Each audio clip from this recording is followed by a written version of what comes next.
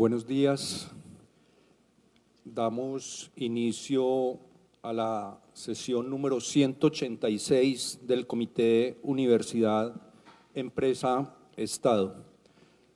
Una sesión muy importante. Nos acompaña el señor alcalde, que quiero especialmente agradecerle por estar aquí, alcalde. Es para nosotros muy importante su presencia, y no solamente su presencia, sino la importancia que hemos sentido que le está dando su administración al CUE. Como se lo he dicho personalmente, el CUE es una entidad, una institución al servicio de la ciencia, la tecnología y la innovación, temas que sé que son de su corazón y de su interés primordial, y ese trabajo conjunto que estamos desarrollando creo que es muy poderoso. Así que muchas gracias por acompañarnos hoy en esta sesión del CUE. Yo con esto quiero darle la palabra antes de iniciar formalmente la agenda de nuestra reunión. Bueno, muy buenos días a todas y a todos. Un saludo a ustedes, señor Juan Carlos, señor rector de la Universidad de Antioquia, rectores, a todos los presentes. De verdad, siéntanse saludados. Muchas gracias por esta invitación. Yo trato de venir, señor director de Ruta N, muchas gracias. Felicitaciones por su nuevo cargo. Yo siempre trato de estar en este Comité Universidad Empresa Estado porque creo yo que es el espíritu de lo que ha hecho a Medellín lo que Medellín es hoy. Es el trabajo entre la universidad, la empresa y el Estado lo que ha permitido eso, y estoy seguro entonces que la presencia del alcalde en este lugar debería ser una cosa siempre garantizada, a menos pues de que no haya alineación entre la alcaldía y la universidad y la empresa, pues, lo cual sería pues un error desde todo punto de vista. Nosotros estamos en medio de la construcción del plan de desarrollo. Hemos desatado ya el primer borrador. Es un borrador al que le falta mucho todavía. Le faltan 2 meses de trabajo muy fuerte. A mí me gustaría que ustedes se volcaran un poco sobre ese plan de desarrollo para hacer sugerencias que permitan. Yo mismo lo critico, yo mismo le doy palo al plan porque creo que puede ser muy bueno. Si le damos el empuje. Le falta todavía un poco el espíritu, y ahí estamos trabajando, de que tenga el espíritu precisamente de hacer, por ejemplo, de Medellín Valle del Software, que es una apuesta de desarrollo económico fundamentada en el conocimiento. Algunos me decían, no, pero es que ahora estamos en ciudades inteligentes y en inteligencia artificial y en Big Data, ¿cómo que software? Bueno, software tiene una ventaja, y es que así como Silicon Valley se fundamenta en el silicio, a pesar de que ya ellos están en otro punto, nos permite crear marca ciudad. Yo quiero que algún día, cuando alguien piense en software, piense en Medellín. Pero de ahí para allá se pueden desarrollar 1000 cosas.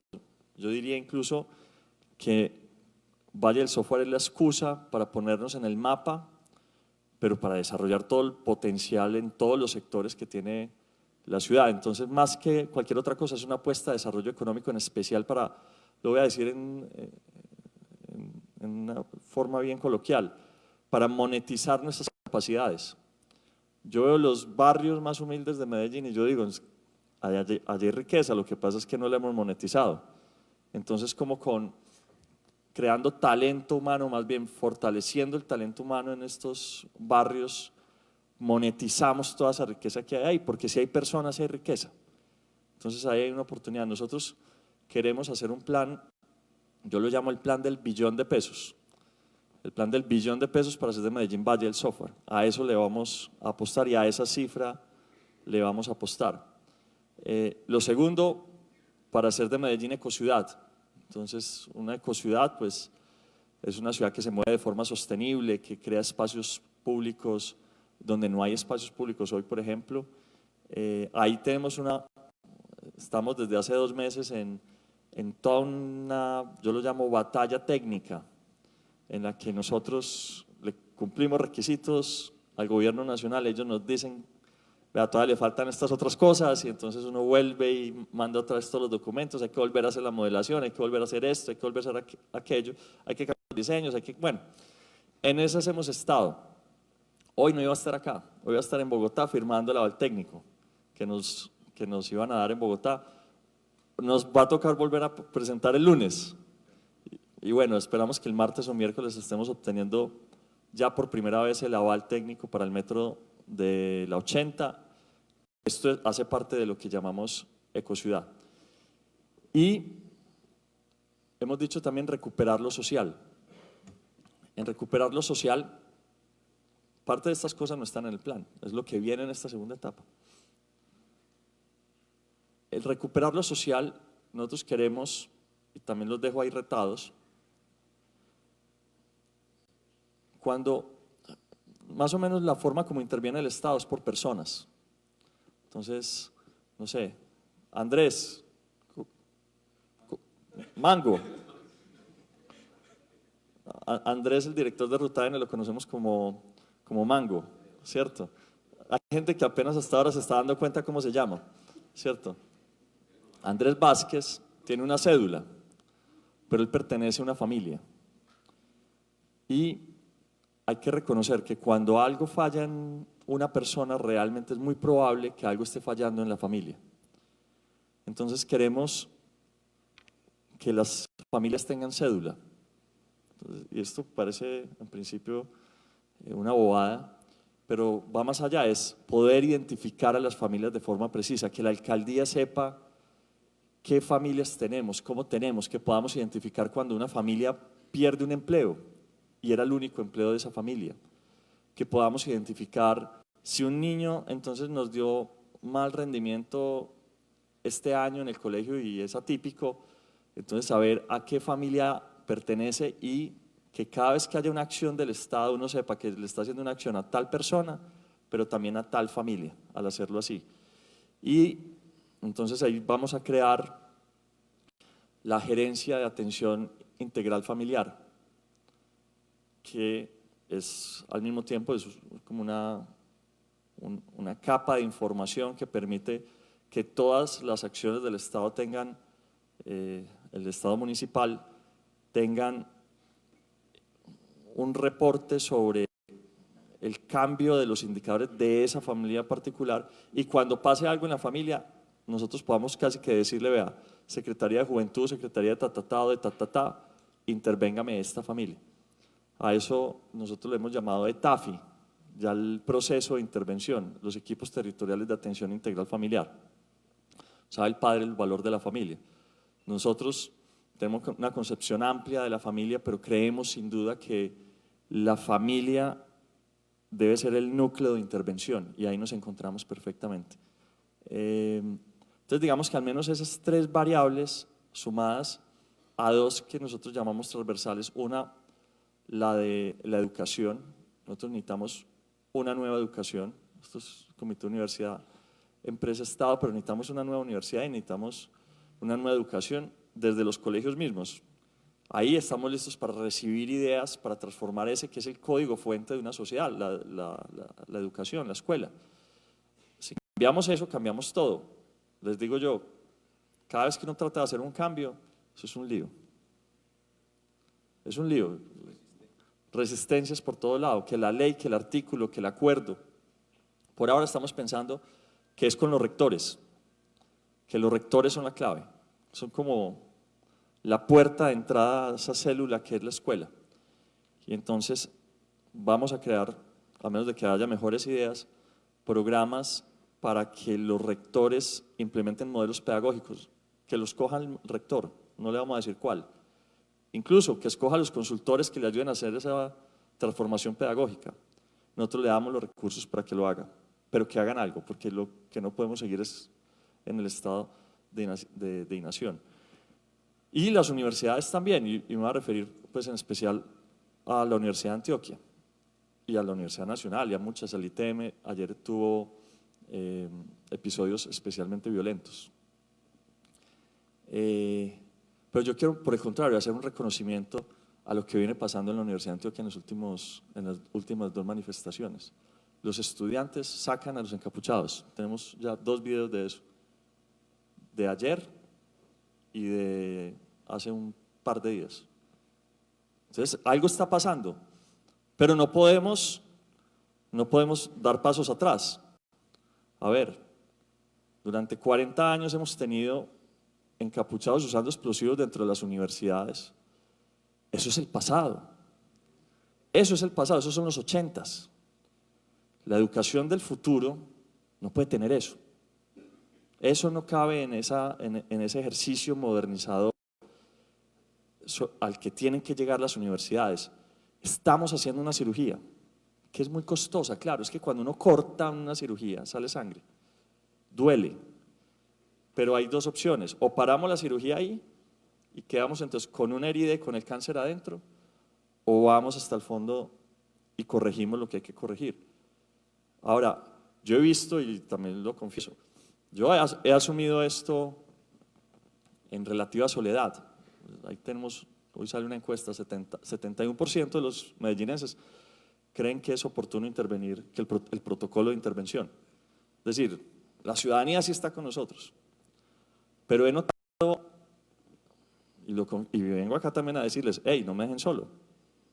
Esta cirugía, yo mismo me estoy cortando cuando hago esto, porque es que los que votaron por mí fueron en gran mayoría los jóvenes. Entonces yo estoy haciendo un corte para generar una reflexión de algo que no estaba pasando, no estábamos reflexionando sobre ese tema, lo normalizamos, llegamos al punto donde aquí tiraban explosivos, aquí miraban a estos tirar explosivos, aquí estaban estudiando y aquí haciendo deporte, en la misma universidad. Habíamos normalizado eso. Y entonces algunos dicen, volvamos a esa normalización. No podemos normalizar un acto violento dentro de una universidad de esta Medellín que quiere avanzar hacia el futuro. Entonces, yo estoy listo para otras alternativas, pero esa alternativa no puede ser mantener el cáncer adentro. Entonces, yo estoy listo para explorar alternativas todas, reconociendo, eso sí, que la mayoría de los estudiantes y de los profesores que participan en las marchas y en las protestas son pacíficos, y por eso es que cuando pedimos evacuar, todos evacúan y se quedan un grupito muy pequeño. Ayer, no más de 5 se quedaron en el ITM y que hicieron daños, se dedicaron a hacer daños por todo el instituto. Entonces, ayúdenme, porque estoy dando un paso costoso, claro, pero es un paso que nos va a dejar en una mejor sociedad. Entonces, y el último es gobernanza, es cómo nos gobernamos mejor. Y por eso estoy acá, porque yo creo que este es un escenario para gobernarnos mejor. Incluso yo quería invitarlos a ustedes a Bogotá para que firmáramos el aval técnico del metro del 80. Pero si no, el martes o miércoles, vamos a ver cuándo nos lo dan. Listo. Vale, muchas gracias. Muchas gracias, alcalde. Hoy tenemos una concentración en la mesa financiera. Como ustedes saben, hemos tomado la temática de que cada reunión del CUE tiene una temática, una tema principal. Esta es la mesa de financiamiento, sí, de financiamiento, y tenemos en la agenda la presentación del modelo CUE Capital, un análisis de gasto público por el DNP, una invitación de Starco y un pitch emprendedor que es Finactiva, que tiene que ver con financiación de emprendimiento, y al final, en el tiempo que nos quede, para que tengamos una conversación. Yo con esto entonces le doy la bienvenida a Juan Andrés, que se inicia como director de Ruta N y como parte activa y principal del CUE, y además que nos recibe aquí muy amablemente todos los meses, porque hemos decidido que la casa del CUE es Ruta N, que creemos que es lo natural. Así que, Juan Andrés, adelante. Muchas gracias, Juan Carlos. Muchas gracias, alcalde. Muchas gracias a todos por estar aquí en su casa Ruta N. Yo hace mucho tiempo no venía al CUE, he venido por ahí en 5 oportunidades, pero debo confesarles que la última vez vine hace por ahí 4 o 5 años. De hecho, fue en otra sede, lo que quiere decir que era un grupo más reducido. Y pues estoy muy contento de, cuando mencionaban ahora que este es el CUE número 186, pues ya tiene una trayectoria larga, 186 meses de aquí atrás, varios años. Entonces, quiero contarles por qué estoy aquí parado contándoles esto, y es, pues uno, porque ahora hago parte de Ruta N y he estado en el ecosistema por varios años, y parte de estar en el ecosistema es eso, pasar por varias de sus fases, y lo que va a presentar es el resultado de un encargo que hizo la mesa de financiación, como mencionaba Juan Carlos, en encontrar un vehículo de financiación para la ciudad que cerrara las brechas de financiación para los emprendimientos que se encuentran en etapa temprana en ciencia, tecnología e innovación. Ruta N en el año 2018 empezó a investigar quién podría ayudar a diseñar ese vehículo de inversión, y sacó una primera invitación que era de información no solicitada para identificar actores que estarían interesados en hacer propuestas. Eso fue como octubre de 2018, yo recuerdo que a mí me llegó la invitación y yo, estando desde un fondo de inversión, yo dije, yo quiero participar en esa propuesta. Y era una propuesta diciendo como qué era lo que tenía que tener en cuenta, lo que se iba a solicitar después para incorporarlo en esos términos. Y digamos que ahí viene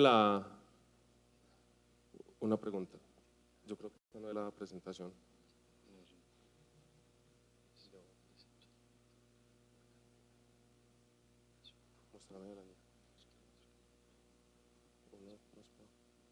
Sí, listo. Sí, no, sí es.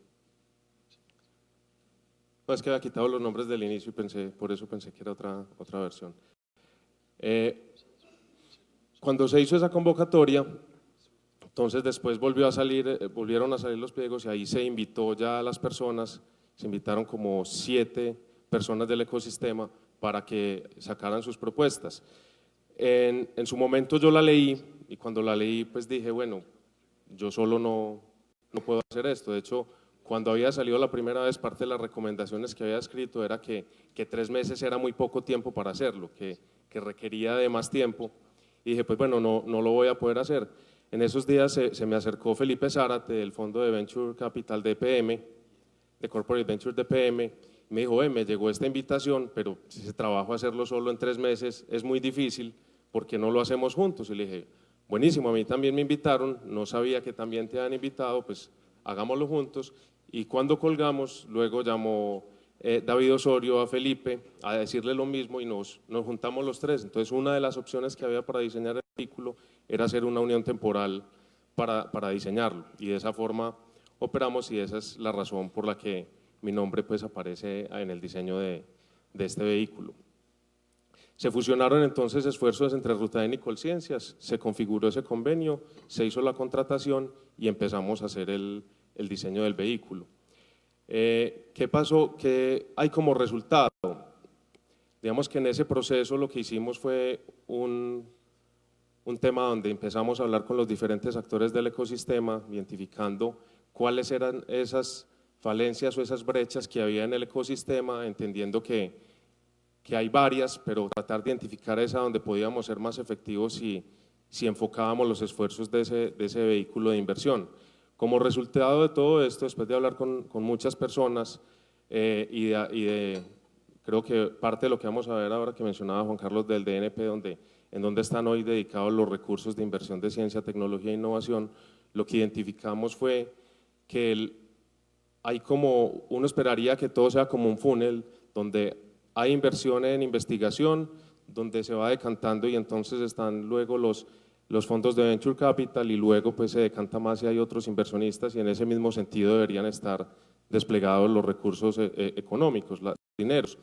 Cuando empezamos a ver eso nos dimos cuenta que por ahí en 5 años hay por ahí 9 billones de dólares que están en las etapas iniciales de investigación.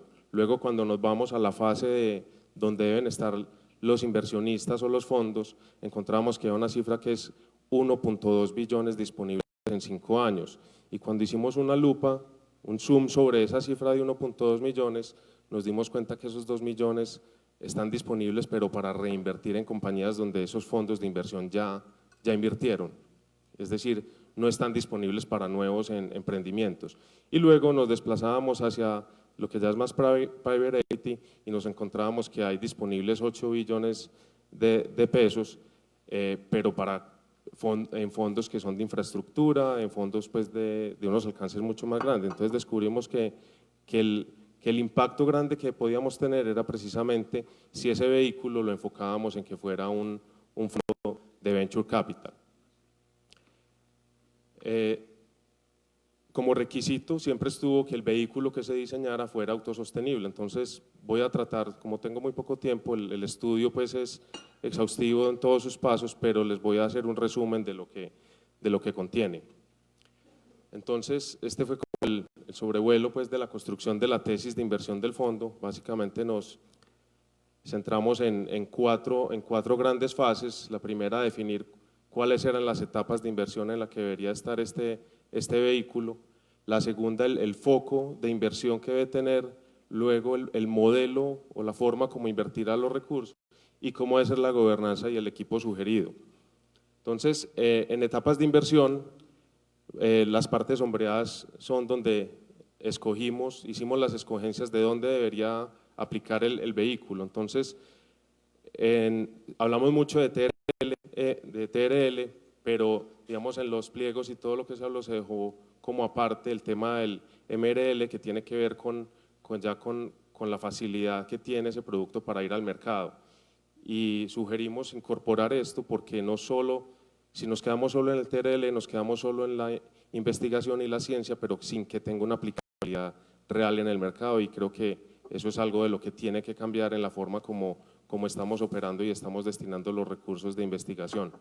Entonces lo estamos sugiriendo que debe ser un vehículo que empezamos a mirar oportunidades entre TRL5 y MRL5 en adelante, preferiblemente que estén ya por los lados más de 6 y 7, donde ya hay una atracción de mercado, donde ya hay una validación de producto y que podamos entrar efectivamente unos recursos que van a ser aprovechados de mejor manera. En cuanto a madurez, el hecho de estar en Venture pues nos pone en un tema donde estamos en etapas de desarrollo y crecimiento de los emprendimientos, y luego cuando vamos al foco, entonces entra a jugar en parte el tema de ser un vehículo sostenible. Entonces empezamos a hablar que el vehículo que diseñamos debe ser un vehículo que por lo menos tenga para invertir $20 millones. $20 millones no es un número caprichoso. Cuando uno empieza a hablar con inversionistas siempre le dicen: yo estoy dispuesto a invertir en su fondo, pero si ese fondo es de al menos $20 millones, y la razón es que hay un equipo que va a estar detrás de ese fondo y ese equipo tiene que ser sostenible en los 10 años que va a durar el fondo, y las compañías deben ser lo suficientemente buenas para dar los retornos que paguen el retorno a la inversión de lo que se invirtió en las compañías y también cubra los gastos del fondo. Y aquí viene una discusión que creo, ahora hablaba con Juan Carlos cuando entramos y le pregunté cómo iba el Corporate Venture de Bancolombia, y me dijo que iba muy bien, que le habían dado muchas vueltas al modelo y que ahora están muy contentos con el modelo que tenía. Y el modelo, para hacerlo corto, me dijo: creemos que somos mejores ofreciendo oportunidades de negocio a las compañías con nosotros que invirtiendo en las compañías, lo cual yo comparto completamente, y es el mejor inversionista que puede tener un emprendimiento son los clientes, y no entregar equity a cambio de que le entreguen unos recursos. Entonces, aquí ya me paso a hablar de geografía. La geografía de este vehículo, el interés de quienes gestionan esto, que es desde Colciencias, Ruta N y el CUE, es que efectivamente sea un fondo que esté con foco de inversión Colombia. Vemos que hay fondos entre esos 1.2 billones que están en disponible, pero realmente están ubicados en Colombia y sus inversiones están por fuera de Colombia. Queremos hacer un llamado incluso y corregir eso, y es: invirtamos en Colombia. Aquí hay emprendimientos que de verdad necesitan los recursos para ir a vender por fuera, al exterior. Y en cuanto a inversionistas, pues encontramos como tres fuentes de fondeo y sugerimos una distribución de cómo debería ser esa composición de inversionistas. Y aquí también viene el llamado, y es, digamos, el Estado, en cabeza de Bancoldex, ha estado haciendo inversiones. Hago mención en el pasado, cuando el señor alcalde era el director de Impulsa, el gerente de Impulsa, yo en ese momento estaba haciendo fundraising de un fondo, de hecho ahí fue que nos conocimos, y él era un impulsor de qué hay que hacer para que nazcan nuevos fondos de inversión en Colombia. Y así como como las compañías tienen su valle de la muerte, los fondos de inversión tienen su valle de la muerte haciendo fundraising, y es porque un emprendimiento, aunque esté en el valle de la muerte, de cierta forma puede generar ingresos. Un fondo de inversión cuando está haciendo fundraising no tiene ninguna fuente de ingresos hasta que cierra el fondo y se decrete que puede empezar a invertir. Entonces aquí el llamado es, Bancoldex siempre ha estado disponible a invertir en fondos. El gran problema que ha tenido es que Bancoldex se compromete con 4 o 5 millones de dólares en un fondo, pero requiere que el fondo llegue a los 20 millones para poder hacer efectivo su compromiso. ¿Qué pasa? A veces hace compromisos en varios fondos, pero es el único que se compromete. No se comprometen los privados y entonces a los meses, cuando el presidente de Bancoldex va y le pregunta a la persona de fondos cómo va con los temas de fondos, le dice, no, hice compromiso en 5 fondos, pero ninguno ha cerrado. Entonces digamos que el llamado aquí, que incluso lo compartíamos en la mesa de financiación, es cómo incluso este vehículo lo impulsamos desde la ciudad de la mano de los privados y conseguimos que hagan compromisos en este vehículo para que nosotros ya con unos compromisos del sector privado vayamos a Bancoldex y le digamos, señores Bancoldex, aquí tenemos, ojalá se juntaran, no sé, unos 5 o 6 inversionistas que con unos tickets aproximados de 2 millones de dólares podamos juntar siquiera 8 o 10 millones de dólares para decirle al gobierno, aquí ya hay 8 millones o 10 millones de dólares, venga pues cáseme los 5 millones que con eso ya quedamos muy cercanos al cierre. Entonces esa es la idea por ese lado. Y en foco sectorial, ven que están mencionados 6 de las 8 verticales que trabajó la misión de Sabios. Y entonces aquí también nos encontramos con muchas cosas. La gente dice, bueno, ¿por qué escogieron las 4 que están ahí? En algún momento nos entramos con el Ministerio de Ambiente y nos decía, oye, ¿y por qué no hace ese fondo solo de bioeconomía? Nosotros podemos ayudar y hay muchas oportunidades.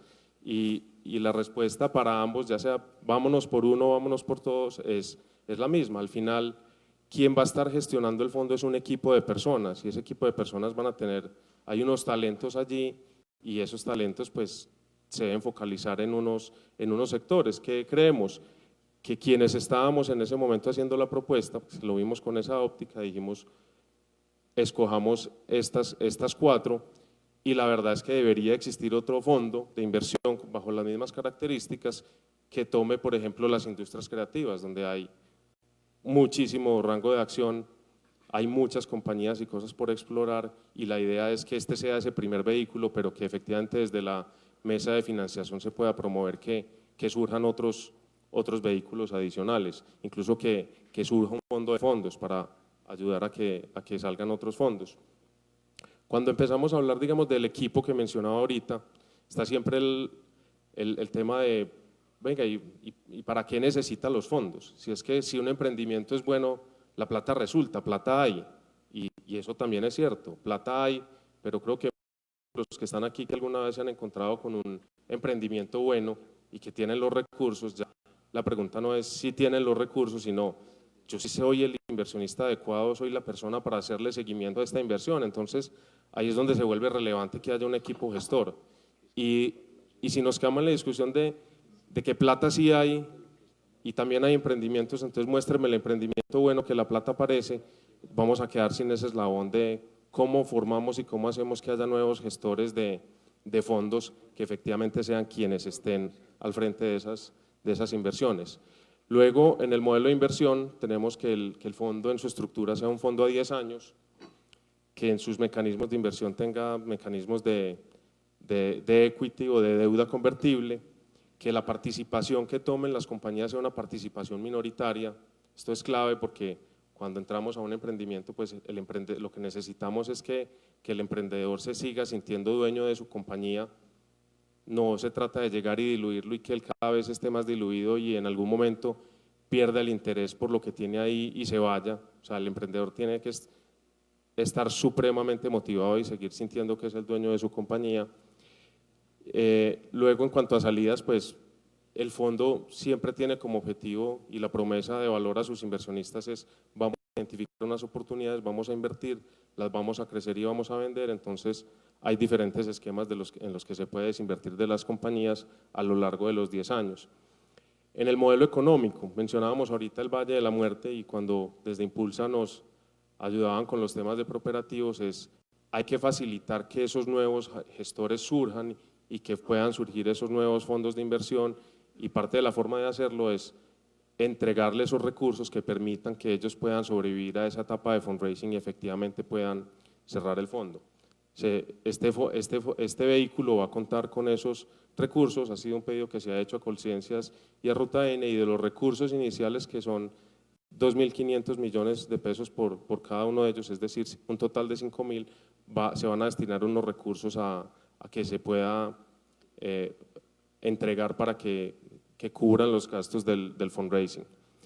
Y en cuanto a gobernanza de equipo sugerido, pues constituyéndose como un fondo de capital privado bajo la legislación colombiana, debe tener una asamblea de inversionistas compuesta por los diferentes inversionistas o el PIS que comprometan recursos en el vehículo. Va a haber un comité de vigilancia, que normalmente es de 5 miembros, proponemos que sea 5 miembros, donde 3 de ellos sean parte de los inversionistas y 2 de ellos sean miembros independientes, y que haya un comité de inversiones en donde la propuesta es que todos sean independientes para no generar asimetrías ni diferencias entre los diferentes inversionistas. ¿Qué características va a tener este comité de inversiones? Se está planteando que pueda haber 2 sillas de observadores en donde puedan estar Colciencias y Ruta N sin voz ni voto. Y como equipo sugerido, lo mencioné anteriormente, y es ver cómo se escoge el equipo que esté al frente de este vehículo de inversión. Entonces, ¿cuáles son esos siguientes pasos? En este trimestre ya se ha empezado a adelantar en los pliegos para escoger una sociedad administradora, que bajo la ley colombiana debe existir una sociedad administradora, un gestor profesional que es el que va a hacer las inversiones, y se va a llevar un proceso para seleccionar ambos. Y ambos es llevando pues un proceso muy juicioso de selección en licitaciones donde se van a escoger pues el más idóneo. Este vehículo se espera que esté lanzándose en el segundo trimestre del 2020, es decir, donde ya digamos, este es el equipo que lo va a acompañar, que lo va a gestionar, esta es la sociedad administradora, y ese equipo efectivamente puede empezar a hacer fundraising y a lograr los compromisos de los inversionistas. ¿Qué fases adicionales puede haber? Lo mencionaba ahorita, y este es el primer paso en ese vehículo de inversión. Hay falencias y oportunidades en el ecosistema por todas partes, pero creo que debe ser el primer paso. Y haciendo este bien, pues deberíamos dar otro a que cubra, digamos, el tema de artes creativas y otros focos de inversión o otras oportunidades de mercado. Entonces, este es el vehículo, queríamos presentarle que ese fue el resultado. Mi idea en su momento era pues que yo hiciera parte del equipo que estaba ahí, pues hoy ya hay cambio de planes, estoy en Ruta N, pero quedo muy contento del ejercicio que se hizo, y pues desde ahora en Ruta N estaré pues para impulsar que esto se haga realidad. Muchas gracias, Juan Andrés. Esta iniciativa es la columna vertebral de la mesa de financiación. Lo que se busca es que haya un mecanismo de largo plazo que permita que el ecosistema pueda tener una financiación, y que se articula claramente con las otras 2 mesas, la mesa de educación y la mesa de plataforma, y que el insumo y la idea del alcalde del Valle del Software alimenta perfectamente toda esta visión, que es un insumo fundamental, que haya esa capacidad para que todo este ecosistema avance. Así que este es el avance del fondo. Todavía, digamos, ya vimos los pasos que siguen, les seguiremos contando cómo vamos avanzando. El siguiente punto en la agenda, para el cual tenemos alrededor de 20 minutos, es el análisis de gasto público a cargo de Juan Pablo García, subdirector de CTI del DNP.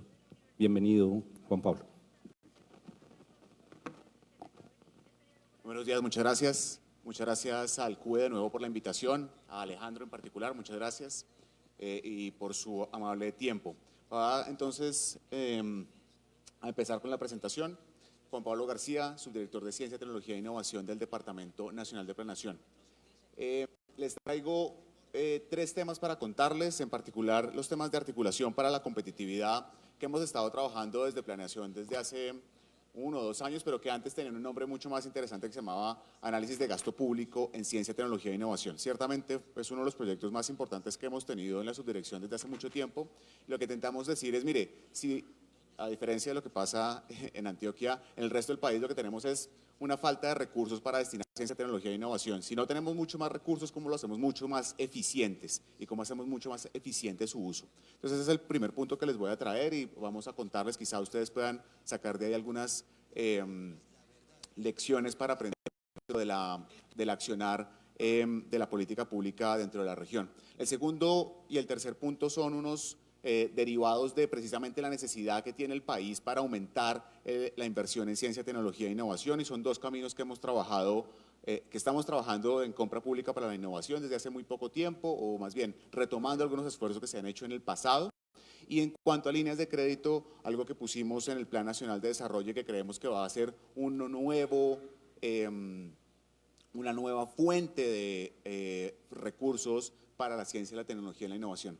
Entonces déjenme por favor comenzar con el tema de articulación para la competitividad. Durante 2019 y unos ejercicios pasados en los cuales nos acompañó el Banco Mundial, la Nación hicimos el mapeo de las iniciativas asociadas a ciencia, tecnología e innovación en el país, iniciativas enfocadas o hechas por organismos del orden nacional, básicamente los ministerios y las entidades adscritas, los impulsas, los SENAS. Lo que nos encontramos para 2019 es que hay 265 instrumentos por más o menos 1.8 billones de pesos en 23 entidades. Y el análisis que hicimos fue, oiga, intentemos entender y mapear qué es lo que está haciendo el Estado alrededor de ciencia, tecnología e innovación, pero además desarrollo productivo y emprendimiento.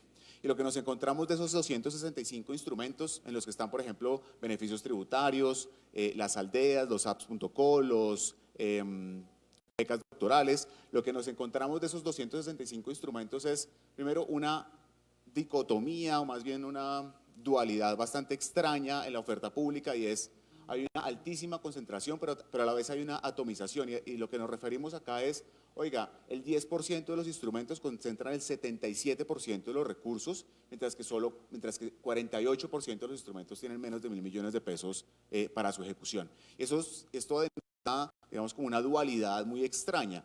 Sabemos que necesitamos unos proyectos grandes, pero dedicamos una gran cantidad de recursos a proyectos pequeños que son de bajo impacto. Y los grandes a veces, aunque son muy importantes, a veces nos falta hacerle todo el seguimiento y monitoreo y evaluación de los mismos.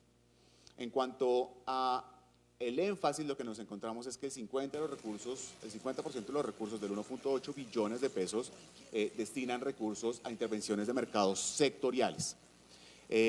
Y cuando nos remitimos a la política de desarrollo productivo, el COMPES 3866, de 2 o 3 años, lo que nos dice es, oiga, tenga mucho cuidado con las intervenciones de mercados sectoriales. En la mayoría de los casos, de intervenciones de mercados sectoriales, es decir, por ejemplo, apoyos directos a un sector, unos subsidios específicos a un sector, en la mayoría de esos casos, esas inversiones o esos gastos que se hacen desde el Estado son cooptados por el sector privado y su manejo no es el más eficiente. Entonces nos dice tenga mucho cuidado, y lo que nos preocupa de esta inversión de 1.8 billones es que la mitad está enfocada en ese tipo de gastos. ¿Cuál es la alternativa que deberíamos estar teniendo? Oiga, pues más bien en lugar de generar una intervención de mercado sectorial, ¿por qué no hace una intervención, por ejemplo, como un bien público? Un bien público, si usted está teniendo, por ejemplo, queriendo apoyar a la ganadería, no apoye un sector específico como ganadería, sino bríndeles, por ejemplo, un bien público, por ejemplo, en la cadena de frío. En general, las cadenas de frío son mucho más difíciles, o los bienes públicos más bien sectoriales, son mucho más difíciles de cooptar por el sector privado, y su inversión es mucho más eficiente. Entonces este tema en general nos preocupa. El otro es una baja regionalización, es decir, que cuando los instrumentos de intervención pública se diseñan, no tienen dentro de sí una idea de cómo se va a regionalizar esa oferta pública. Se hacen unos planos de inversión, unos términos de referencia de la inversión generales que no tienen en cuenta las especificidades regionales, y que en ese sentido son demasiado generales y algunas de las regiones simplemente no pueden acceder a ese recurso público. Y el otro punto que nos preocupa es que hay una muy baja segmentación. El 28% de los instrumentos tienen más de 3 objetivos de política o 3 ocupaciones objetivo. Y lo que nos preocupa pareciera que cuando estamos diseñando la intervención pública, no estamos sentándonos realmente a entender las necesidades de la persona, las necesidades del ciudadano o las necesidades de la empresa. Y en lugar de tener un instrumento que apoye directamente a esa persona, hacemos unos instrumentos que barran una gran cantidad de personas como si entendiéramos desde el Estado que eso es lo que tenemos que hacer para hacer mucho más democrático y asequible el instrumento. Entonces, con ese contexto, lo que empezamos a trabajar el año pasado es, oiga, ¿cómo vamos a poder solucionar eso? Y sale entonces Articulación para la Competitividad o ARCO. ¿Cuál es la idea de ARCO? Mire, es muy importante que usted tenga mecanismos de evaluación de análisis de gasto público ex ante. Lo que normalmente hacíamos hacíamos el barrido, hacíamos la inversión, empezamos en algunos casos el monitoreo y seguimiento de evaluación de los programas y después de 3 o 4 años empezamos a ver si la inversión tuvo o no tuvo sentido. En cambio, lo que estamos proponiendo acá es por qué no hacemos unos mecanismos que le permitan al servidor público desde el inicio, desde el ciclo presupuestal, desde el inicio del ciclo presupuestal, empezar a hacer un análisis de cómo y qué tan bueno es el instrumento que se está diseñando para el apoyo al emprendimiento, la ciencia, la tecnología, la innovación o el desarrollo productivo. Y el otro punto que estamos teniendo en cuenta, además de la evaluación ex ante, es que sea desde y hacia los usuarios. En la mayoría de los casos, y conectado con el punto anterior, el diseño de la política pública está más enfocado a salvar al servidor público de caer en algunos de los problemas como Procuraduría o Contraloría y a veces muy poco relacionado a servir realmente al ciudadano o al microempresario. En ese sentido, entonces, lo que estamos proponiéndole desde el inicio al servidor público, cuando está diseñando el programa de intervenciones, ponga el ciudadano o la empresa como el centro de su análisis, dése cuenta de sus necesidades y cuál es el mejor instrumento que pudiera usar para resolverlas.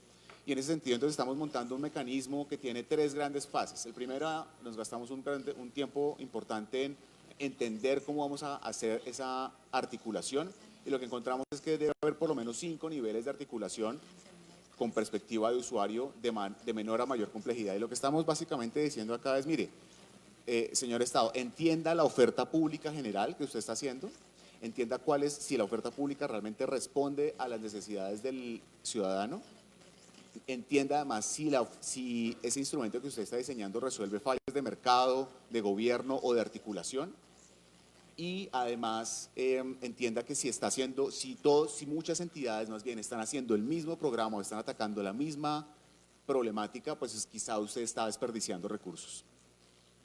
Ese es en general el marco conceptual que hacemos para la articulación.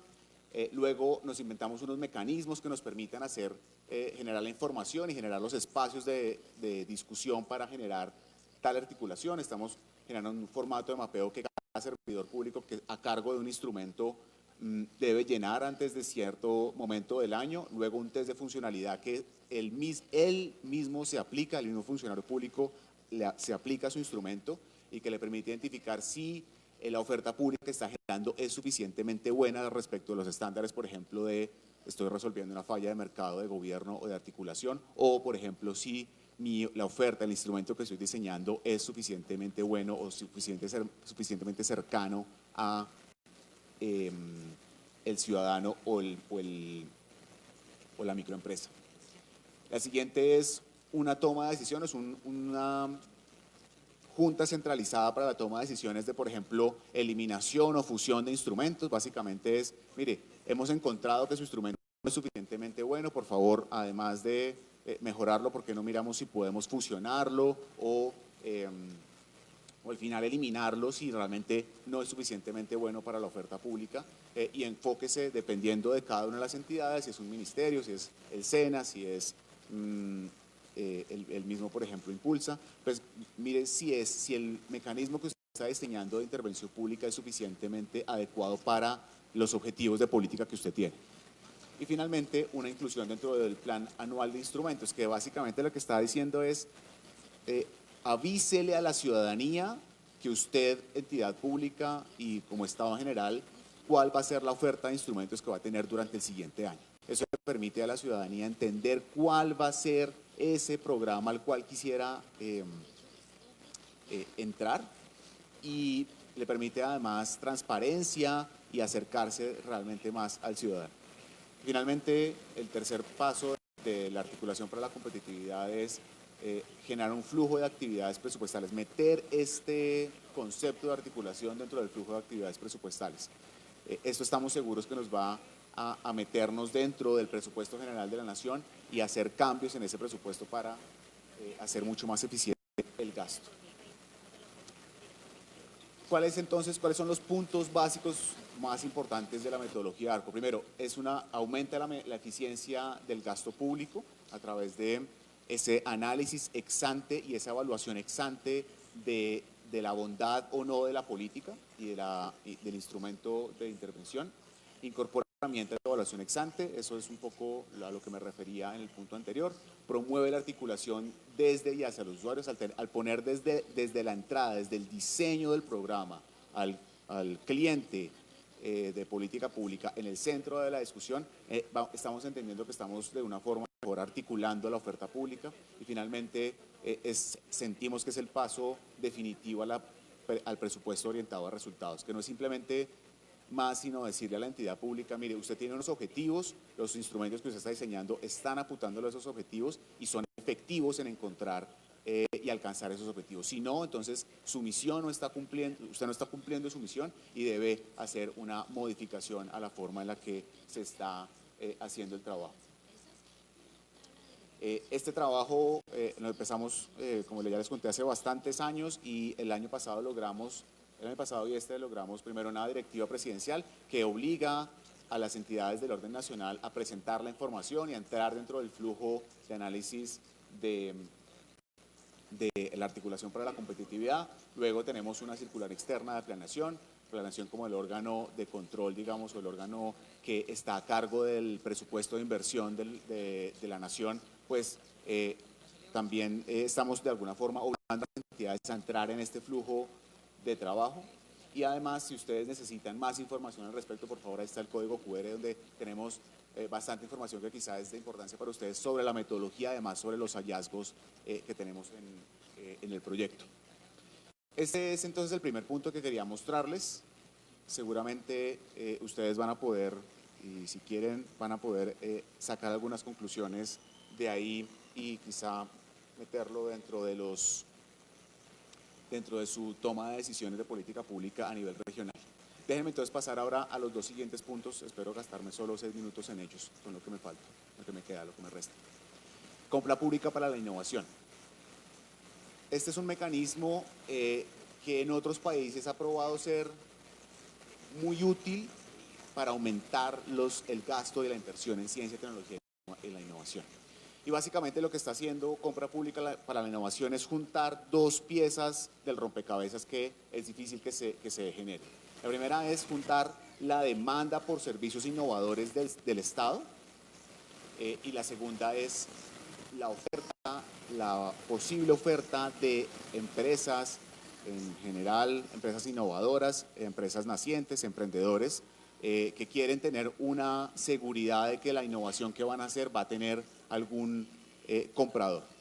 Y esto lo que hace Compra Pública para la Innovación es crear ese puente de conexión entre la necesidad que tiene el Estado de comprar cosas novedosas, de comprar cosas que en su propio diseño son novedosas para resolver problemas de política pública, y también le permite a los microempresarios y emprendedores entrar en contacto con el mayor proveedor, con el mayor comprador de la economía colombiana, que es el Estado. Básicamente, Colombia gasta el 12% de su PIB en gasto público, el 12% del PIB de Colombia está enfocado en el gasto público, y sentimos nosotros que si al menos 1% de las compras públicas se destinaran a compra pública innovadora, se aumentaría en aproximadamente 17.1 la inversión en ACTI.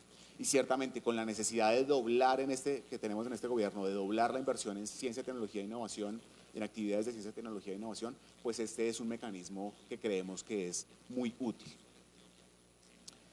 Entonces, déjenme pasar muy rápidamente por cómo estamos pensando la compra pública para la innovación en la práctica. Entonces, ciertamente hay la necesidad de, más bien, la compra pública en la innovación puede usarse en dos soluciones que son bien interesantes. La primera es una que llamamos precomercial y la segunda es una comercial.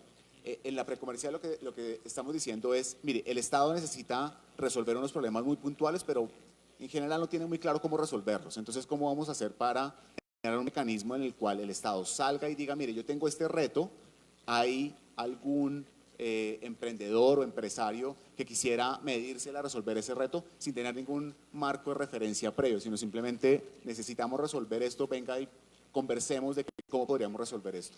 Y en el siguiente es una validación, la siguiente puede ser una validación comercial precisamente de esta solución que se plantea desde el sector privado. La compra pública, la innovación en la práctica debería tener tres grandes pasos. La primera es una etapa grande de planeación donde se definen las necesidades, se consulta con el mercado y hay un diálogo técnico entre la oferta y demanda. Y básicamente esta etapa lo que está diciendo es, usted no vaya a decirle al sector privado qué es lo que necesita, más bien dígale cuál es su problemática y que el sector privado le devuelva a usted soluciones, diversas soluciones. Y usted con esas diversas soluciones monte que es el segundo paso, un proceso de contratación que le permita tener en cuenta una diversidad de oferentes, pero que además le permita hacer una contratación clara y transparente. Y finalmente, en la etapa de ejecución, pues simplemente el Estado y el privado se involucran en una relación del desarrollo de la solución, de la prueba de la solución y al final el seguimiento y liquidación de la misma, del mismo contrato. ¿Cuáles son las victorias tempranas que queremos lograr con compra pública para la innovación? La primera es, en este año, el BID, desde el año pasado, más bien el BID tiene algunos recursos para hacer un acompañamiento a las entidades públicas que quieran involucrarse en compra pública para la innovación. Hay unos recursos que estamos gestionando y lo que necesitamos son entidades del orden nacional y del orden regional que estén interesadas en entrar en compra pública para la innovación. ¿Cuál es el reto más grande en compra pública para la innovación? Ciertamente la forma de contratación que vamos a lograr.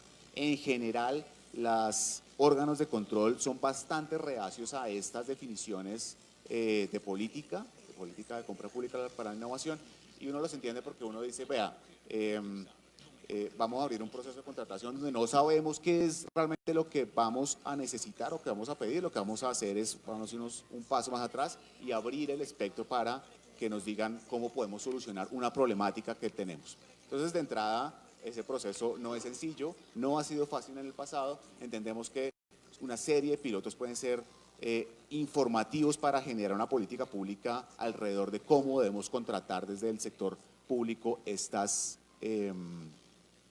soluciones. Y entonces, por eso es que estamos muy involucrados con la cooperación técnica del BID, que va a hacer un acompañamiento de la institución y hacer esta compra. De hecho, ahorita más tarde voy a reunirme con algunas personas en Ruta N porque yo desde el inicio necesitaba que un ente regional entrara en el proceso. No solo necesitamos que los ministerios o los institutos de orden nacional estén involucrados en la compra pública para la innovación, sino también entender las dificultades que se pueden existir desde el punto de vista regional. Dado el avance y el interés que tenía Ruta N, pues más tardecito vamos a empezar ese trabajo con las personas de Ruta N. Bien, y después, qué pena, creo que ya estoy un poquito pasado de tiempo, denme un par de minutos y termino. Líneas de crédito. Líneas de crédito, metimos el tema de líneas de crédito porque entendemos que es fundamental para el aumento de la inversión en CTI a través de, por ejemplo, el fondo de regalías. En este momento el fondo de regalías financia proyectos, pero lo que a nosotros nos interesa es ¿Qué pasa cuando tenemos un proyecto que apoya a las empresas? Es decir, por ejemplo, yo hago un assessment en el momento en el que la empresa está, cómo está su proceso productivo, si es un proceso productivo eficiente o no. Y normalmente los assessment queda simplemente en, oiga, señora empresa o señor microempresario, usted tiene que hacer una compra, por ejemplo, de un capital físico. Normalmente el proceso se queda ahí, hay un desarrollo, fábricas de productividad, los consultores van y les dicen esto a las microempresas, pero normalmente no está conectado con un mecanismo de financiación. Y a lo que nosotros nos interesaba es, oiga, ¿por qué no pegamos esos instrumentos de política pública que apoyan al desarrollo empresarial a través de esos assessment, de esas entender dónde están las problemáticas de las empresas con un mecanismo de financiación? ¿Y por qué no entonces sacamos un pedacito de las regalías para fondear a un banco de segundo piso que pueda a través de la banca de primer piso irradiar esos recursos a las empresas que estuvieran interesadas? Eso fue entonces lo que logramos en la ley 1955, que es la ley del plan que logramos pasar el año pasado. ¿En qué momento estamos? Bueno, déjenme mostrarles, además del artículo, es el artículo 165, si ustedes tienen alguna duda de la 1955 del año pasado. Lo que encontramos es básicamente, mire, si usted puede apalancar recursos, en el pasado apalancó recursos del SGR 75 SGR y Acti privada, es decir, la apalancada 3 mil millones de pesos, lo que podemos hacer con un potencial de líneas de crédito es pasar de un apalancamiento de 75 de 75 a 750, básicamente 10 veces más el apalancamiento que lográramos con recursos solamente del SGR. Entonces, ciertamente es otro mecanismo que entendemos que puede ser muy bueno para el aumento de la inversión en ciencia, tecnología e innovación. Entonces, este proyecto lo que tiene son 3 alternativas. Oiga, primero, usted puede meterlo como un componente de proyectos de gestión, básicamente Innovación Más País, que ya estamos trabajando con Alejandro en él, o sistemas de innovación de Confecámaras, o los vouchers de innovación de Impulsa, que simplemente son mecanismos que van a las empresas, como les decía, entienden cuáles son los problemas y pegarles el componente de financiación al final para, por ejemplo, la compra de activos productivos. En segundo, es como un proyecto ofrecer líneas especiales de crédito para la innovación, por ejemplo, en programas como Innovar tiene su crédito o incentiva la capitalización rural, o finalmente como una actividad financiable en cualquier proyecto. Entonces, esos son los otros, el segundo punto, digamos, de aumento de inversión que les estamos proponiendo. En ambos casos, el primero, compra pública para la innovación, vamos ahorita a empezar a trabajar con Ruta N, y en líneas de crédito para la innovación, ya estamos trabajando con la ANDI y esperamos tener un primer piloto con la convocatoria de recursos que saca Colcidas este año. Entonces, yo con esto me despido, les agradezco de nuevo su atención, la invitación, y quedo atento a sus preguntas en el break. Muchas gracias. Juan Pablo, muchas gracias. Definitivamente son unos mecanismos y unos avances muy interesantes. Ahora, si tenemos tiempo en la plenaria, o si no, Juan Pablo va a estar disponible para los que quieran profundizar en algún tema. El siguiente punto, vamos a presentar, Tomás Ríos va a presentar Startco, que es una opción para emprendimiento. Tomás, si lo puedes hacer corto y concreto, te agradecemos.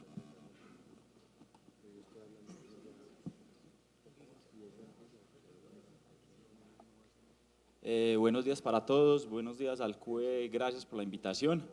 Voy a arrancar, mi nombre es Tomás Ríos Múnera, voy a arrancar presentándoles un video para que todos lo veamos y después hago la presentación y voy a tratar de hacerlo lo más corto posible. Gracias.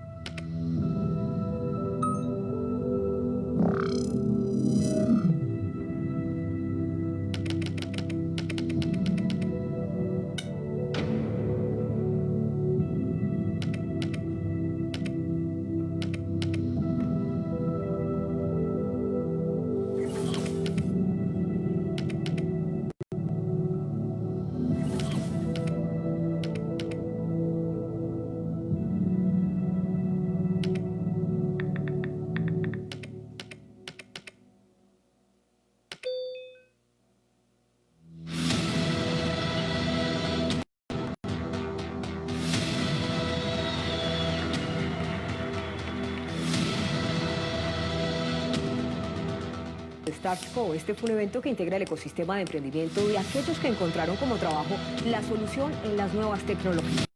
Actualmente los negocios que elaboran productos y servicios de gran innovación conocidas como startups buscan la tecnología como herramienta para facilitar la vida y generar empleo.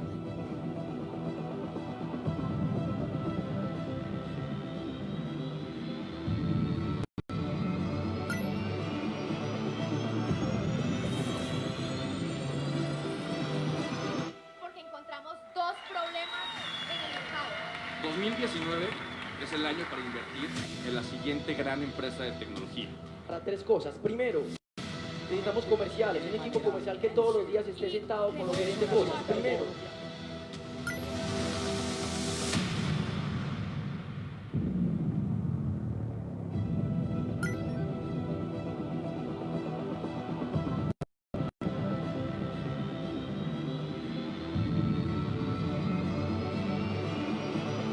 De $150.000 más. Inversión de $150.000 para repartir un 60% en tecnología. $1.5 millones de dólares. Uno, en dos.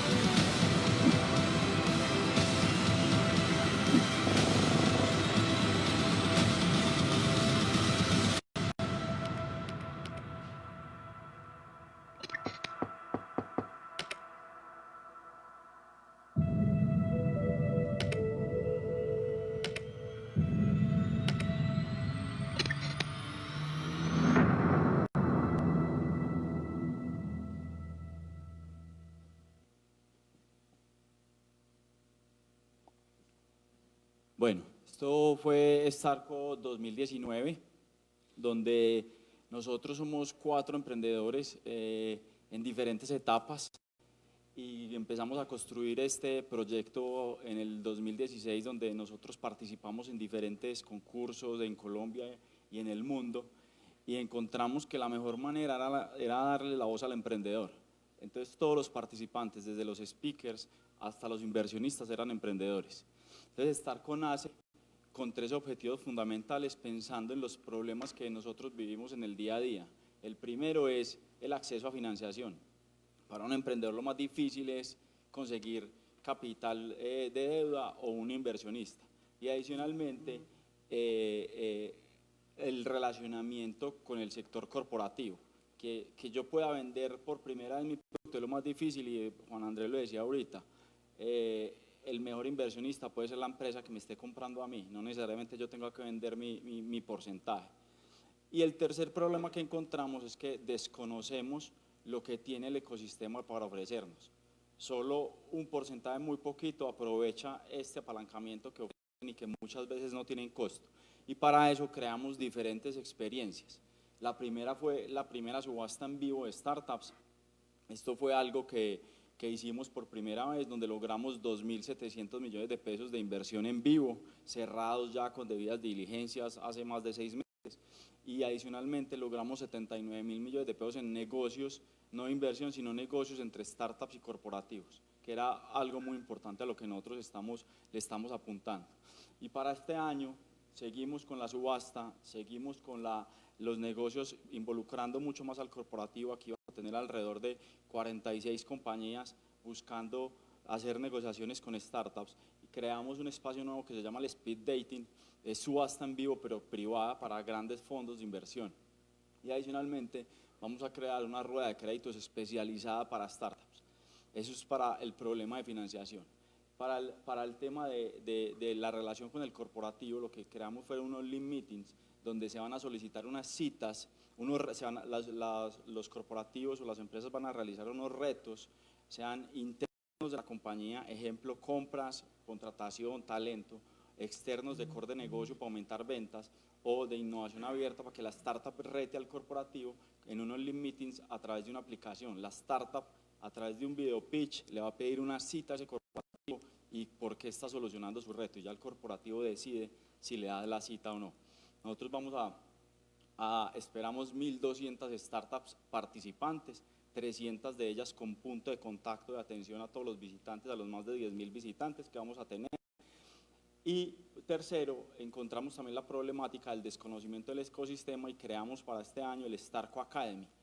Estamos haciendo alianza con más de 180 entidades en toda América Latina para crear un tema académico y un tema de capacitación y formación a estas 1.200 startups que se van a presentar en Starco este año.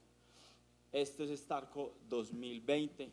La idea de nosotros es que para nosotros el tema del Estado, el apoyo del Estado para las startups, el apoyo del sector empresarial y el apoyo de las universidades es fundamental para poder sacar esto adelante. Y creemos que Medellín, con el apoyo de ustedes, lo podemos lograr. Este es el evento que tenemos para Medellín este año. Muchas gracias, Tomás. Muy bien, el siguiente punto, entonces, tenemos la presentación de Finactiva, el pitch emprendedor. Bienvenido.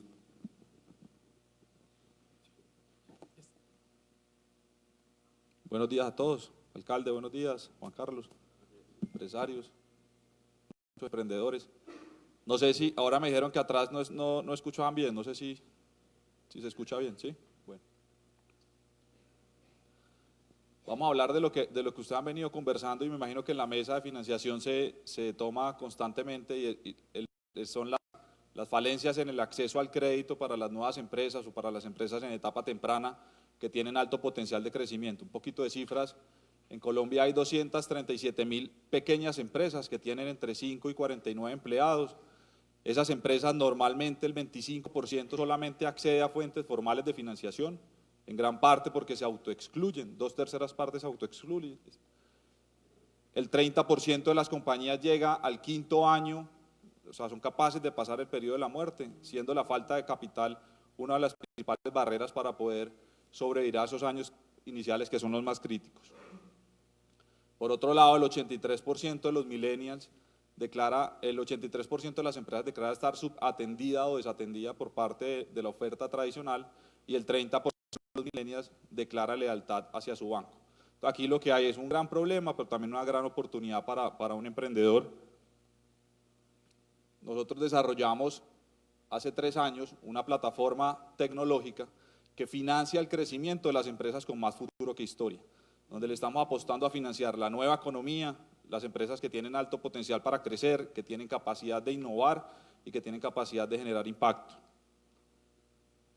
La solución está enfocada inicialmente a empresas que están en los primeros años de operación o empresas maduras que están transformándose o desarrollando nuevos modelos de negocio para innovar. A esas compañías le estamos ofreciendo 3 cosas. Lo primero es una experiencia totalmente digital, donde a través de un onboarding en 15 minutos y en 3 días reciben su financiación. Lo segundo es una financiación totalmente flexible. Entendemos que las compañías requieren financiaciones que se ajusten a sus flujos de caja o a sus planes de crecimiento para poder que los apalanquen y no que se vuelva una barrera de crecer.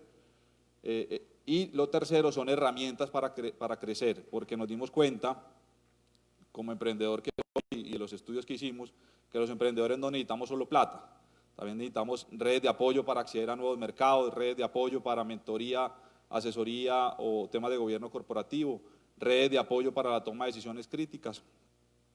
Entonces, ¿cómo lo estamos logrando? ¿Cómo logramos hacer esto? Pues, normalmente estas compañías que tienen más futuro que historia tienen un reto muy grande.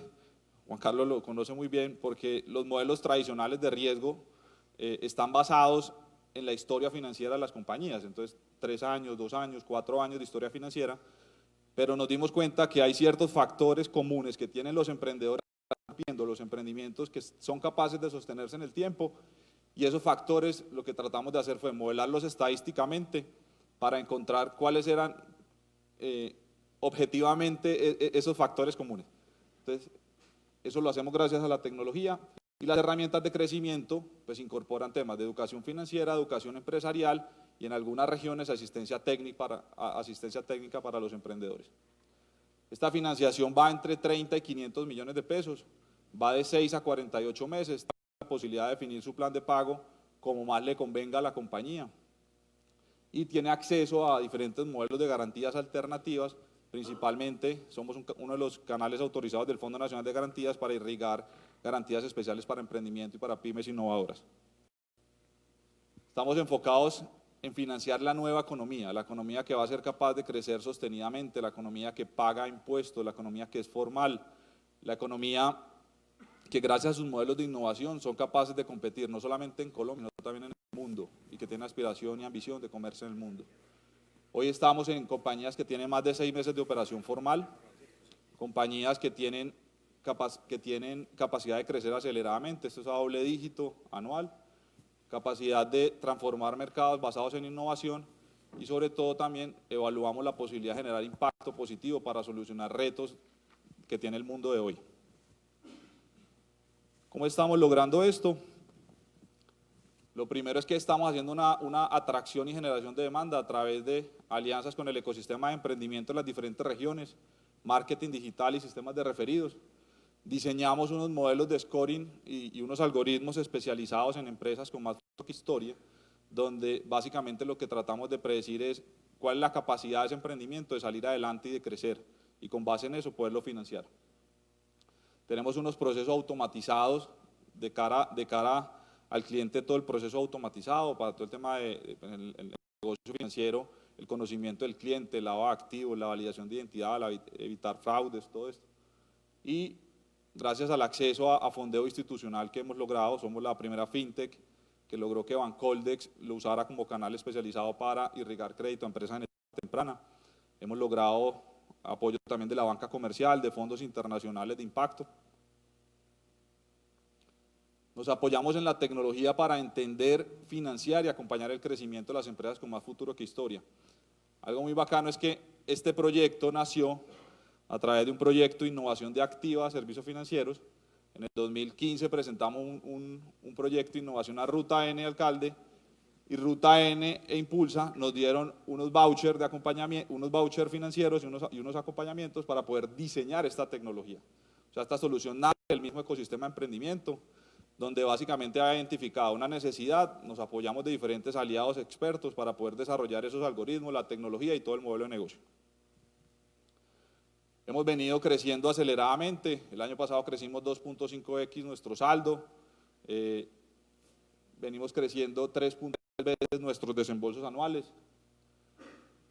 Voy a contarles un poco de cómo son los emprendimientos que hemos financiado. Son financiados por personas jóvenes, en promedio tienen 35 años. Un dato muy importante es que la mitad de estos emprendimientos nunca había tenido acceso a un crédito. Le estamos dando su primer crédito formal, lo estamos volviendo visibles para el sector financiero. El 40% de estas compañías son lideradas por mujeres. Promovemos y apoyamos firmemente el emprendimiento femenino. Estamos hoy en 30 ciudades de Colombia, de 13 departamentos, a la tecnología, donde no hay visita, es un proceso totalmente digital. Y en cuanto a sectores, pues tenemos una tesis multisectorial, donde básicamente lo que buscamos es unos componentes transversales de innovación y de capacidad de crecimiento. Hoy más o menos el 30% del portafolio está en negocios verdes, en economías de industrias creativas y en industrias 4.0. Entonces, la tesis inicial decía, pero están locos, ¿por qué le van a prestar a los emprendedores? No tienen suficiente historia, ¿cómo van a hacer para entender si son buenas pagas o no? Pero hemos logrado con nuestro desempeño demostrar que los emprendedores somos buenas pagas, que los emprendedores cuando confían en nosotros y cuando nos dan la mano, respondemos por nuestros compromisos. Tenemos un indicador de cartera vencida del 2.8%. Un dato curioso, el indicador de cartera vencida de la cartera PYME en la banca colombiana es el 9.1%. El 80% de nuestro portafolio está con el Fondo Nacional de Garantías. Hemos sido intermediarios aliados del Fondo Nacional de Garantías para colocar garantías especiales para emprendimiento y para pymes innovadoras en las diferentes regiones. El resto del portafolio tiene fuentes de pago, garantías mobiliarias, buscando siempre que el mismo negocio sea capaz de financiarse y apalancar su crecimiento. Hoy hemos desarrollado alianzas con más de 25 instituciones de apoyo a emprendedores en las diferentes regiones de Colombia. Gracias a esto pues tenemos hoy presencia en 30 municipios del país. Le estamos apostando firmemente a impactar con nuestro negocio 4 objetivos de desarrollo sostenible de la ONU. El primero es equidad de género. Tenemos hoy el 40% de las empresas financiadas lideradas o fundadas por mujeres empresarias. Este mes vamos a lanzar una línea de financiación especial dirigida para mujeres empresarias, donde tienen unos retos adicionales a los hombres. Las mujeres tienen un nivel de aversión al riesgo más alto, son más temerosas a la hora de tomar créditos, son más temerosas a la hora de desarrollar planes de crecimiento y expansión. Entonces desarrollamos un producto que no solamente se acopla a ese tipo de necesidades, sino también que las acompaña de una manera especial. Estamos trabajando en torno al objetivo de trabajo decente y crecimiento económico. Hoy la mitad de las compañías nunca había tenido acceso a un crédito, les estamos dando su primera operación de crédito. Estas son compañías que crecen en promedio al 20% anual, tienen en promedio 2.500 millones de pesos en ventas, 20 empleados, el 36% de estas compañías exporta, y el 35% exporta, y el 36% de estas compañías han recibido otro tipo de instrumentos de capital semilla o de capital de impacto para apalancar sus planes de crecimiento. En cuanto al objetivo de industria, innovación y desarrollo, pues le estamos apostando a una tesis multisectorial de nuevos modelos de negocio, y en ciudades y comunidades sostenibles hoy estamos llegando a 30 municipios del país. ¿Qué hemos logrado entonces? Hemos logrado mantener un ritmo de crecimiento del 15% mensual. Somos la primera fintech en tener alianza institucional con el sector financiero, digamos, de segundo piso, donde están los bancos de desarrollo y los fondos de garantías. Hemos tenido una presencia nacional, el comportamiento, el portafolio de cartera ha sido muy sano. Hemos levantado recursos por más de 15 millones de dólares de fuentes nacionales y fuentes internacionales. Es un gran desafío. Ayer estábamos en el foro de fondos de capital privado para la Alianza del Pacífico, y es muy curioso porque el mercado de Venture Capital en Colombia está seco. Con Juan Andrés estuvimos hablando en su investigación y está seco. Antes de estar en este negocio, yo tenía otra compañía que fue la que le dio origen a este. Participamos en la creación de la red de inversión, ¿cómo se llama, Juan? La red de capital inteligente. Ruta N tuvo un apoyo muy importante para desarrollar esos nuevos gestores en la ciudad, y fuimos a diferentes partes del mundo a ver las mejores prácticas, a conectarnos con otros inversionistas y a identificar diferentes tipos de instrumentos de inversión para estas etapas tempranas y para inversión en innovación.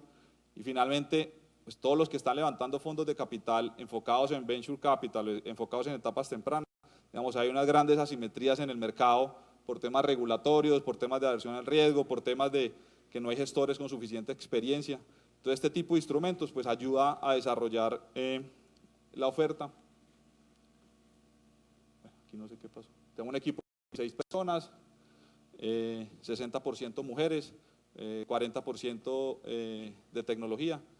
Eso es lo que estamos haciendo de Medellín para Colombia. Muchas gracias. Muchas gracias.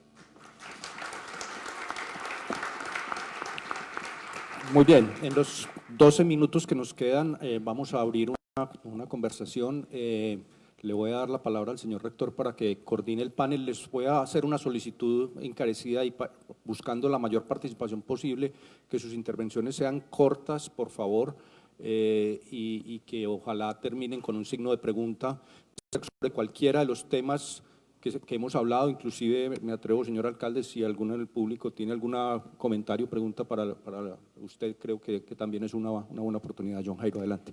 Buenos días, un saludo pues muy especial. Aprovecho estos cortos minutos, me tomo 2 minuticos de su tiempo, una para saludar al nuevo rector de la Universidad de Medellín, que está por acá con nosotros, el doctor César Guerra, saludar a los rectores que se están sumando. Nos place, celebramos esta presencia de ustedes en este CUE, las nuevas directrices de las administraciones departamentales y municipales que han reforzado enormemente nuestro CUE, recibidos con toda alegría, pero sobre todo con toda satisfacción de que estamos seguros que nos van a ayudar a trabajar enormemente por este objetivo superior que tenemos nosotros. Saludar al nuevo director de Ruta N, bienvenido, muchas gracias a su casa, bienvenido por estos lares como siempre, y aprovechar para agradecer la gestión, la labor y el apoyo a Alejandro Franco durante todos estos años.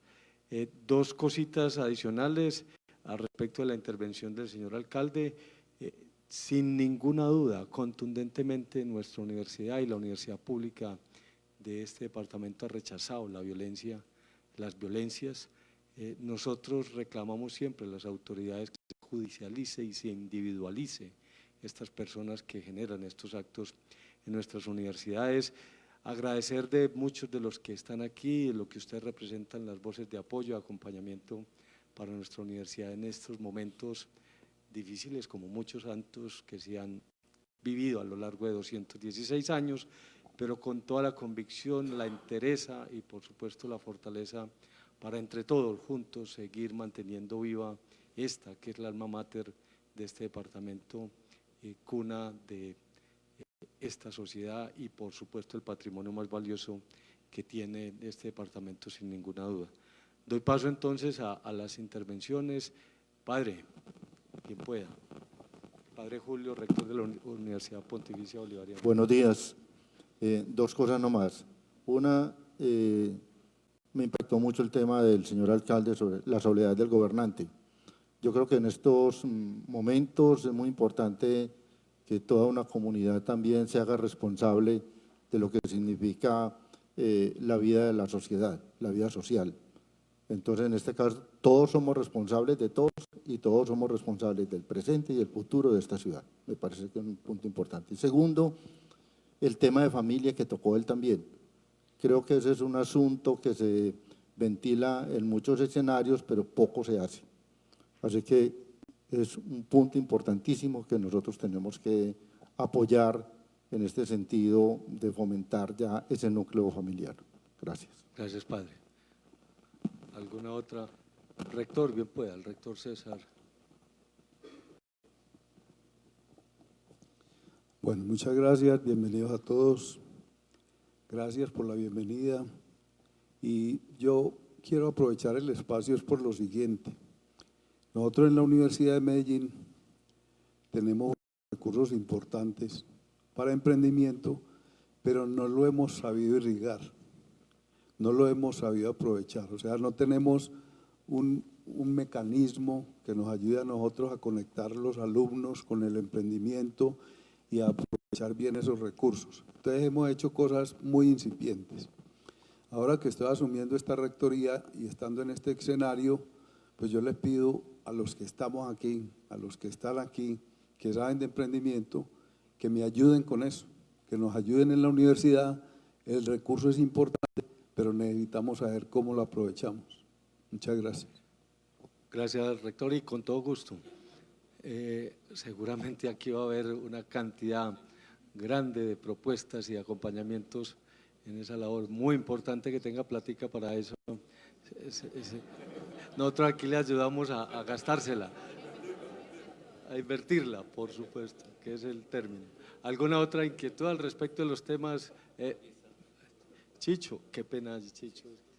Mauricio. Buenos días, gracias, John. Señor alcalde, le quiero dar dos invitaciones, aprovechando este espacio. La primera es que el Valle del Software debería ser el Valle de Aburrá, todo completico, desde Caldas hasta Barbosa, incluyendo los 10 municipios del área metropolitana. Yo creo que usted tiene un mecanismo que es el área que lo puede poner a trabajar ahí, muy interesante. Y segundo, lo invito al Parque Manantiales. Yo trabajo en una empresa allá en el Parque Manantiales, lo invito para que lo conozca y ampliemos un poquito la visión también de que Ruta N, lo invito al nuevo director para que vamos al Parque Manantiales y conozcan. Yo creo que es una oportunidad muy linda que tiene el sector público.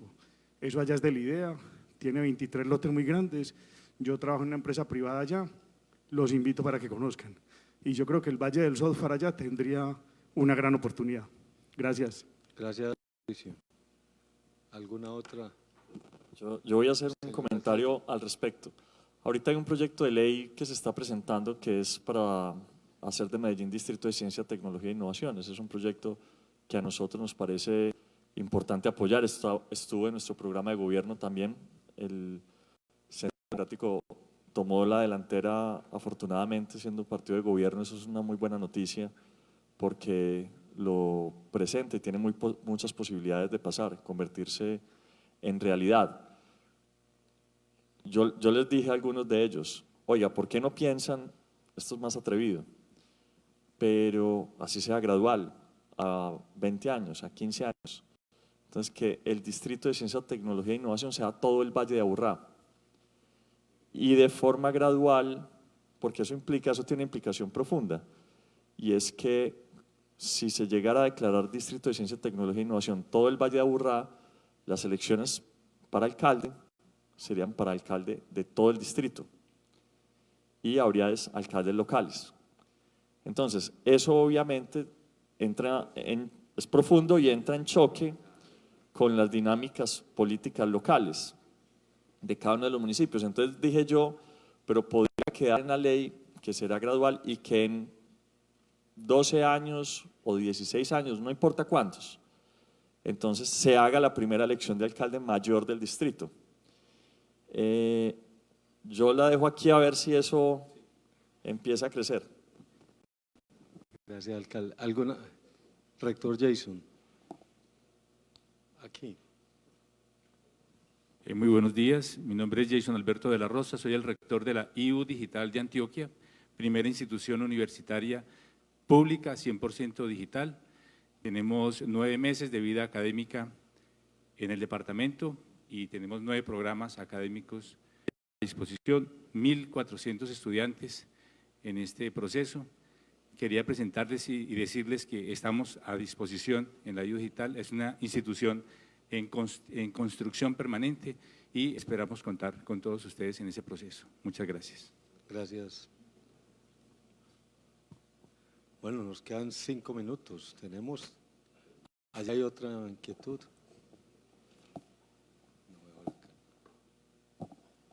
Buenos días. Ante todo, felicitar a los sardinos con sus grandes propuestas de emprendimiento y quiero hablar como por los que no hablan a veces.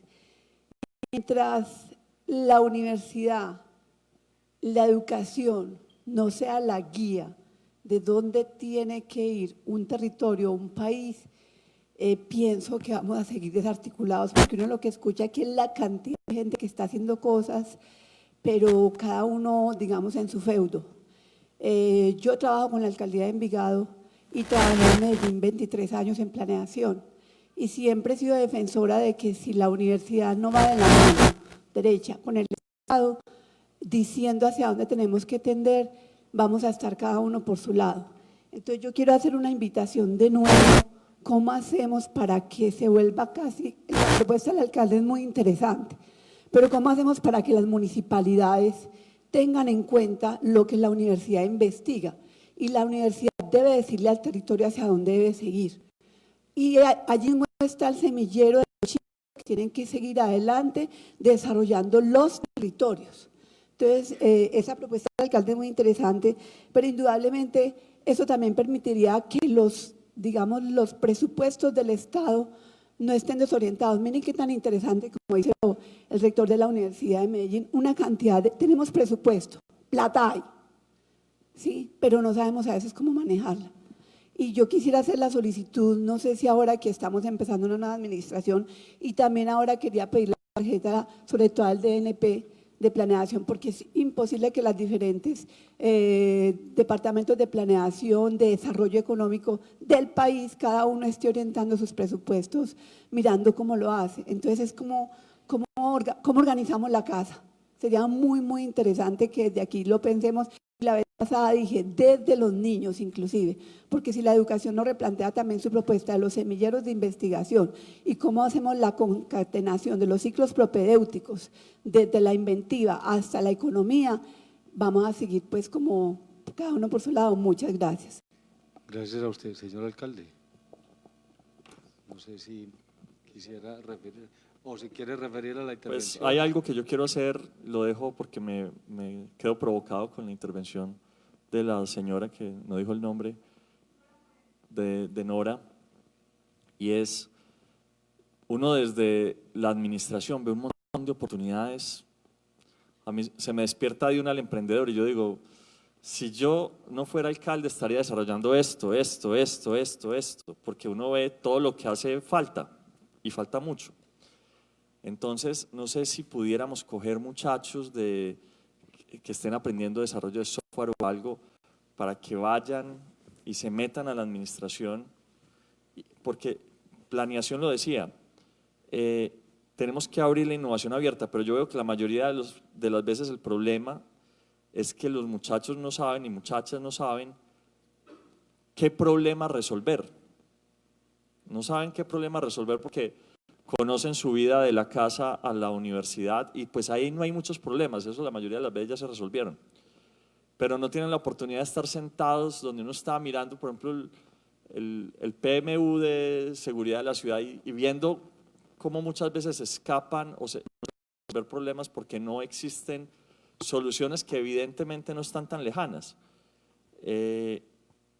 Entonces, para concretar, si creamos un programa desde este CUE en el que se crean grupos de 20, 30 personas que se van 3 días a acompañar al alcalde y otros a acompañar a la secretaria de Desarrollo Económico y otros a acompañar a la secretaria y los ponemos todo el día a que vean cómo funciona un día de un alcalde, a ver qué ideas se les ocurre para resolver.